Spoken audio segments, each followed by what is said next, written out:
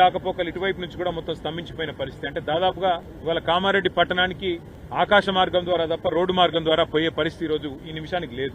అంత ఉధృతంగా ఒకవైపు పలంచవాగు, మరొకవైపు కుడలివాగు, ఇంకోవైపు మానేరు, మొత్తంగా చాలా పెద్ద ఎత్తున ఈ వరదల విపత్తు ఇవాళ రాష్ట్రానికి వచ్చింది. ఇంకా రాబోయే 4 రోజుల పాటు వర్షాలు విస్తారంగా కురుస్తాయని చెప్పి కూడా వాతావరణ శాఖ చెప్తా ఉంది. రాష్ట్ర ప్రభుత్వానికి మరి ఇంత జరుగుతుంటే, ప్రజలు ఇంత అవస్థల్లో ఉంటే, రాష్ట్ర ప్రభుత్వం ముఖ్యంగా గౌరవ ముఖ్యమంత్రి గారు మాత్రం నిన్ననేమో మూసీ నది సుందరీకరణ మీద వారు రివ్యూ చేసినట్టుగా చూసినాం.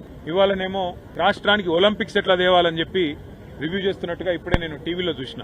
పరిస్థితి ఎట్లా ఉంది అంటే, రోమ్ నగరం తగలబడుతుంటే ఆ చక్రవర్తి ఎవరో ఒక ఆయన నీరో చక్రవర్తి అని ఫిడేలు వాయించుకుంటూ కూర్చున్నాడట. అట్లా రాష్ట్రం వరదల్లో ఉంటే మూసీ సుందరీకరణ ముఖ్యమా, లేకపోతే రాష్ట్రానికి ఒలింపిక్స్ అనే డిస్కషన్ ముఖ్యమా, లేకపోతే ప్రస్తుతం పంట నష్టం ఎంత జరిగింది, ఆస్తి నష్టం ఎంత జరిగింది, ప్రాణ నష్టం ఎంత జరిగింది, ఎంతమంది విపత్తుల్లో ఉన్నారు, ఇది చూసుడు ముఖ్యమా?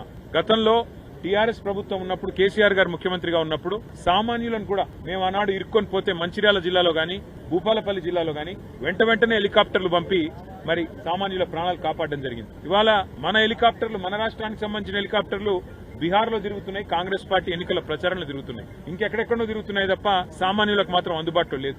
ఖమ్మంలో వరదలు వస్తే అక్కడ కొంతమంది లేడీస్ అర్తనాదాలు చేసినా పట్టించుకున్నవాడు లేడు.